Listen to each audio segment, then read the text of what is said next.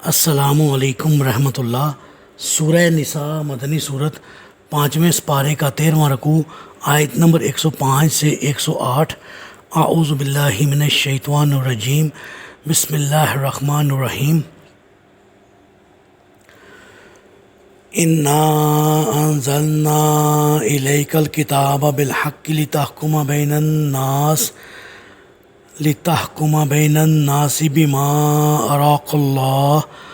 ولا تکن للخائنین خصیما۔ ہم نے آپ کی طرف سچی کتاب نازل کی ہے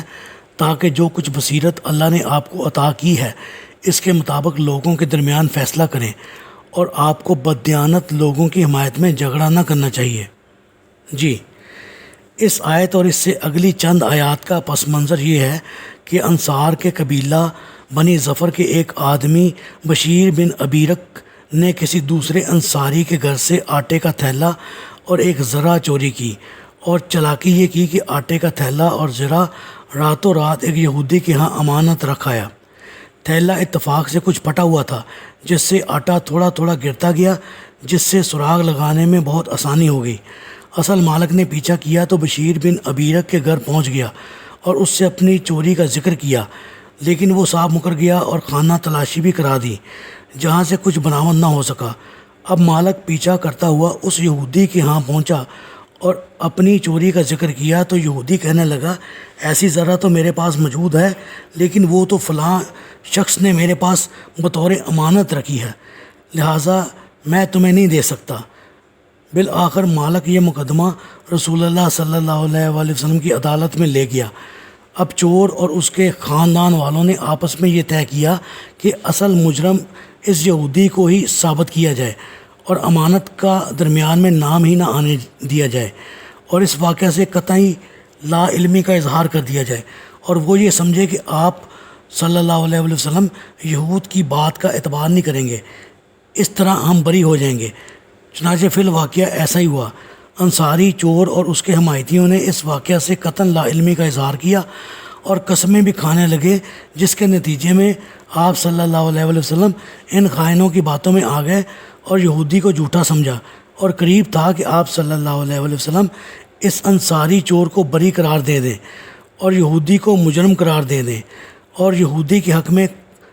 ہاتھ کاٹنے کا فیصلہ سنا دیں کہ اللہ تعالیٰ نے آپ صلی اللہ علیہ وآلہ وسلم کو بذریعہ وحی اصل صورتحال سے مطلع فرما دیا، اور تنبیہ فرمائی کہ آپ صلی اللہ علیہ وآلہ وسلم کو ایسے بددیانت لوگوں کی قطعاً حمایت نہ کرنا چاہیے۔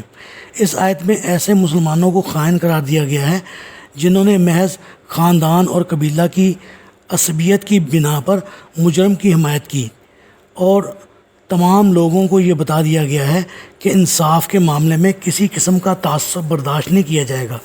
اگر ایک فریق دشمن قوم سے تعلق رکھتا ہے اور وہ حق پر ہے تو اسی کی حمایت کی جائے گی، مسلمانوں کی نہیں کی جائے گی۔ وَاسْتَغْفِرِ اللَّهَ إِنَّ اللَّهَ كَانَ غَفُورًا رَحِيمًا، اور اللہ سے بخشش طلب کیجئے، اللہ تعالیٰ یقیناً بہت بخشنے والا اور رحم کرنے والا ہے۔ جی، قاضی ظاہری شہادت کی بنا پر فیصلہ کرنے کا پابند ہے، اس لحاظ سے اگر آپ صلی اللہ علیہ وآلہ وسلم انصاری کے حق میں فیصلہ دے بھی دیتے تو آپ صلی اللہ علیہ وآلہ وسلم کا کچھ قصور نہ تھا، تاہم آپ کی عظمت شان کی وجہ سے آپ کو بخشش طلب کرنے کی ہدایت کی گئی ہے کہ ایک غلط سوچ آپ صلی اللہ علیہ وآلہ وسلم کے ذہن میں راہ پانے لگی تھی۔ وَلَا تُجَادِلْ عَنِ الَّذِينَ يَخْتَانُونَ أَنفُسَهُمْ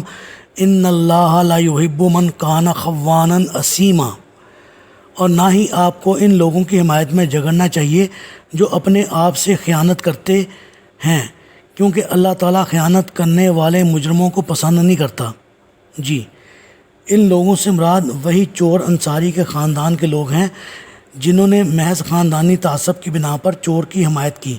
پھر آپ صلی اللہ علیہ وآلہ وسلم کے سامنے چور کے مجرم نہ ہونے کے متعلق قسمیں بھی کھائی تھیں، اور سارا الزام بے گناہ یہودی کے سر تھوپ دیا تھا، اور مجرم کے گناہ دو تھے، ایک چوری، دوسرے اس یہودی کو مورد الزام ٹھہرانا۔ یستخفون من الناس ولا یستخفون من اللہ وہو معہم اذ یبیتون ما لا یرضی من القول وکان اللہ بما یعملون محیطا۔ وہ لوگوں سے تو اپنی حرکات چھپا سکتے ہیں لیکن اللہ سے نہیں چھپا سکتے، اور جب وہ رات کو ایسی باتوں کا مشورہ کرتے ہیں جو اللہ کو ناپسند ہیں تو اس وقت وہ ان کے ساتھ ہوتا ہے، اور اللہ تو جو کچھ بھی وہ کرتے ہیں ان سب چیزوں کو گھیرے ہوئے ہے۔ جی، ذرا کا چور دراصل سچا مسلمان نہیں بلکہ منافق آدمی تھا، اور اس کے خاندان والے بھی کچھ پختہ ایمان والے نہ تھے۔ جب یہ مقدمہ رسول اللہ صلی اللہ علیہ وسلم کے ہاں چلا گیا تو ان لوگوں کے مشورے کا موضوع یہ ہوتا تھا کہ چور کس طرح چوری کے اس جرم سے بچ سکتا ہے، اور یہ جرم اس یہودی کے سر کیسے تھوپا جائے۔ دراصل اس طرح راتوں کو مشورہ کرنا اور یہ سمجھنا کہ اس طرح ان کے جرم پر پردہ پڑا رہے گا، یہی ان لوگوں کے ایمان کی کمزوری کی دلیل ہے، اور اللہ سے کوئی معاملہ بھلا کیسے چھپا رہ سکتا ہے۔ اللہ سے دعا ہے اللہ تعالی ہمیں قرآن کو پڑھنے، سمجھنے اور اس پر عمل کرنے کی توفیق عطا فرمائے، آمین۔